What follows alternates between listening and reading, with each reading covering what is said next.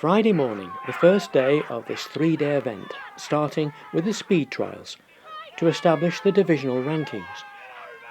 This is a group from the English Ramsden Flyball team in action. In another arena, the German team Quickstep secure their box and test it to make sure its position is correct. Right, let's see him do it for real.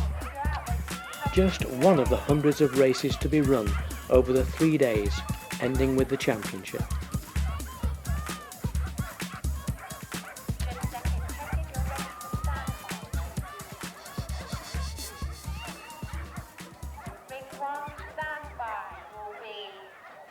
The event was hosted by Cambridgeshire Canines, and the organisational logistics were managed by team member Mark Peck. Mark was kind enough to give me a little of his time to explain about the preparation. Well, we started planning it 18 months ago, yeah? It's a real team effort. You can't do it just on your own. We're lucky we've got team members that have got various skills, and we use their different skills in terms of the planning and preparation for this. Costs a lot of money. Clearly, we've got some primary sponsors in CSJ, not only sponsors us financially, but also provides us with goodie bags, treats and herbs that we could give to every one of the dogs that competed here. Because it's not just about winning, but it's about recognising the participation of everybody. We've been setting the place up for 4 days. And once again, I've said we're lucky, we've got a lot of good club members that have got a lot of skills, but the beauty of Flyball, you mentioned earlier on, it's such a friendly atmosphere. We've had members from other clubs that have actually volunteered, said we'll come along and help with the setup, with running it. We've even had members from clubs who aren't even competing this week who have come along and helped us set up as well. So without that friendly support, it would have been even more difficult for us to put it on. So yeah, the logistics are massive. They certainly were. Mark went on to say they catered for 11 countries, 70 clubs, 154 teams, 960 dogs, and about 850 members.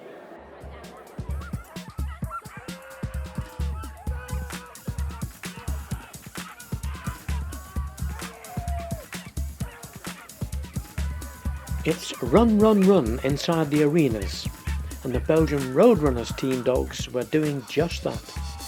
But outside the arena, the atmosphere was a little more sedate.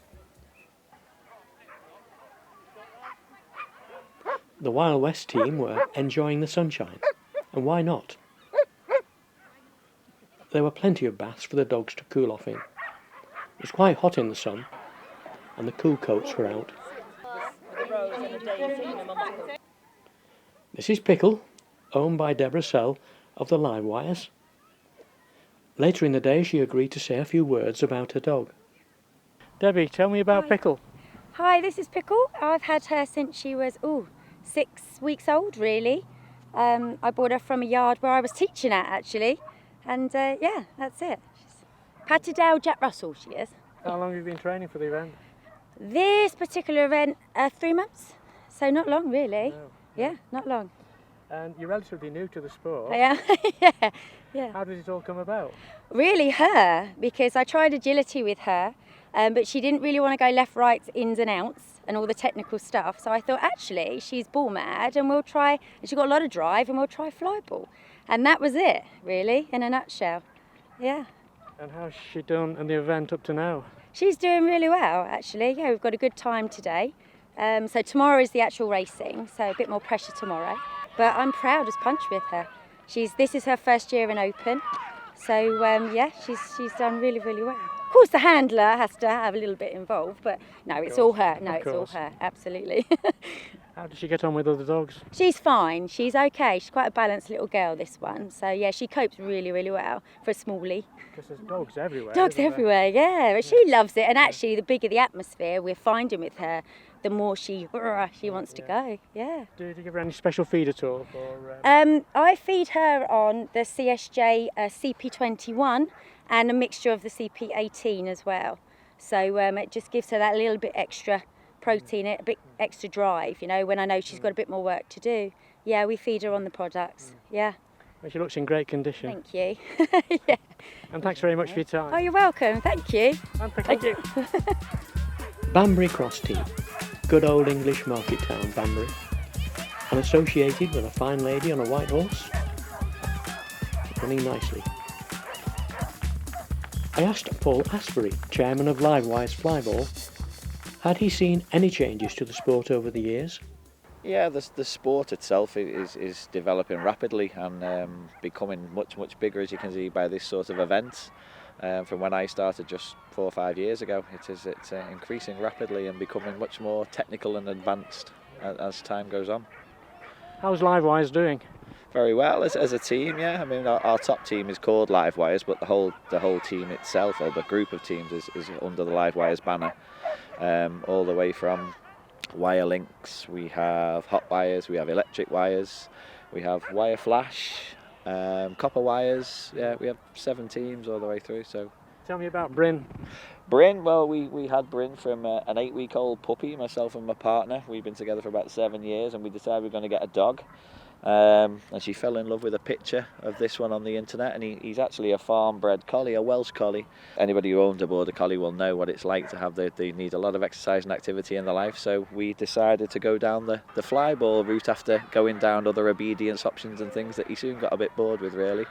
But he likes the physical aspect of this one. I think he loves it. He's been doing it now since he was 1, and he's just turned 5 years old, so he's had about 4 years experience now, 3 years in open competitions. This is his 2nd European Championships. This will be his 3rd British Championship coming up, so he's been about a bit now, yeah. Anyway, thanks for your time. It's been a pleasure talking to you. Thank you. Yeah. Saturday, day 2, and the teams are being called for the last few speed trials before the ranked divisions start for the championship. Aha, thank you. And penny kestrels. These are the prizes they were playing for. There was a lot of them. 1st, 2nd and 3rd for each division. Interest and excitement at the ringside was steadily building. Yes, and there's always one. It's the Banbury Cross team again. He tried for that one a few times, and finally got what he wanted. Stardom. Now, more seriously, obviously an event like this with so many competitions run every day, you need a legion of judges, and one judge to officiate over them all. Steve, you're the overall judge here at the event. Could you tell me a little bit about the job you do? Yeah, the role of the job is basically to oversee all the judging within the ring, oversee all the other judges that are there, and to make sure basically the bits within the arena work. And look after safety, look after, well, all of that side really. You've had some European rules to cope with. Has that made any changes? Yeah, we've changed the breakout rule, which basically reduces the amount of time the teams have before running faster than the time that they've developed. Basically, it means that teams can play the game slightly less. That's been the biggest one, really, we've changed at the moment. Is there a new European rule being introduced about treats? No, the treat rules is the same in Europe, but it's very different to what it is in the UK, which makes it really hard for the UK teams. They're not allowed treats within the ring, so they have to run to the very back of the ring or feed the dogs at the side of the ring, whereas in the UK normally they're allowed it. So it's quite difficult for the UK teams to cope with that, whereas that's normal for the Belgians, the Germans, the Czechs, etc. What about droppings in the ring? Fouling in the ring, basically, again, that's different rule in Europe than it is in the UK. It's quite, again, a difficult rule for the UK teams, because if a dog fouls in the ring, whether it's a wee or a poo, they lose a leg. And if they do it as they're leaving the ring, they lose the next leg. So it's something else we've got to cope with and convince the British teams that, or remind the British teams that that's the European rules. Of course, they've got to adhere to that, haven't they? Oh yeah, very, very much so. And everybody's very happy with it. It's just a matter of making sure everybody knows and understands. I was interested to listen to your briefing this morning, and you talked about fairness. Yeah, it's the key part that I wanted to say. Within both the judges' briefings and the briefings both mornings, I've opened up by saying that the whole thing should be about fairness. The judges should be fair to the competitors should be fair to each other, and overall, fairness is the word that I've used throughout this. Watch carefully. This is a record run that very nearly wasn't. How near was that?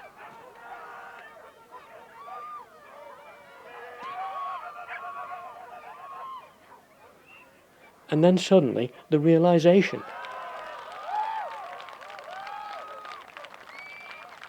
Steve, we had a record broken today. What do you have to do when a record is broken? Right, well, it was Jolly Jumpers who set a new EFC record, which was 1569.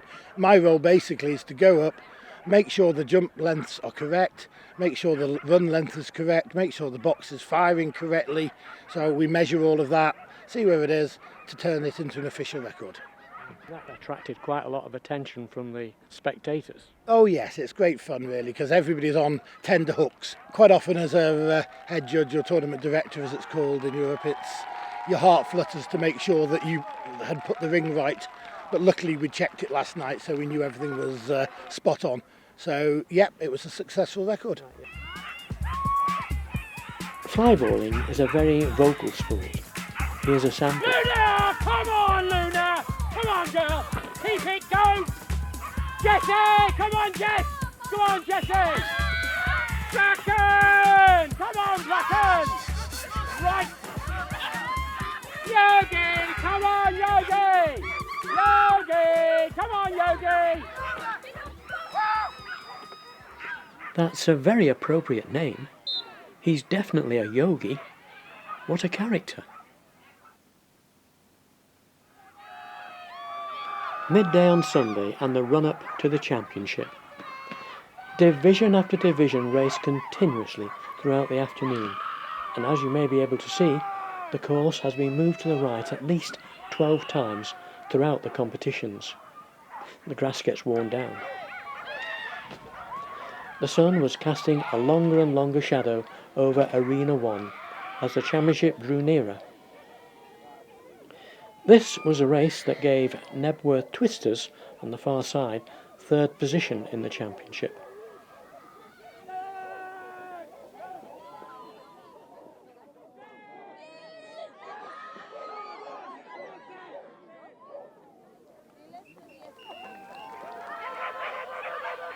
The championship duel was fought out between Belgium and Poland. Jolly Jumpers for Belgium, yesterday's record breakers, and Blade Runners Unleashed for Poland.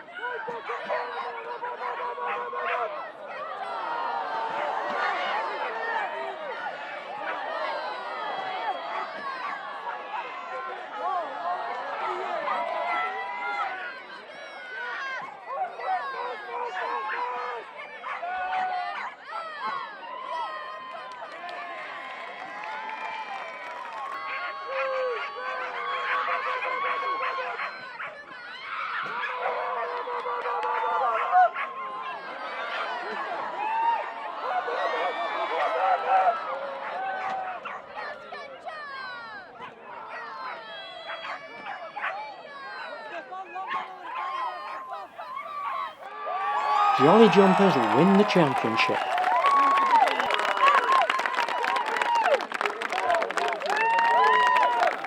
The message was loud and clear. This was Belgium's 15th championship win since 1998, 12 of them consecutive. Regardless of who won the competition, every division was determined to make the most of this occasion. Here are some of them popping their corks.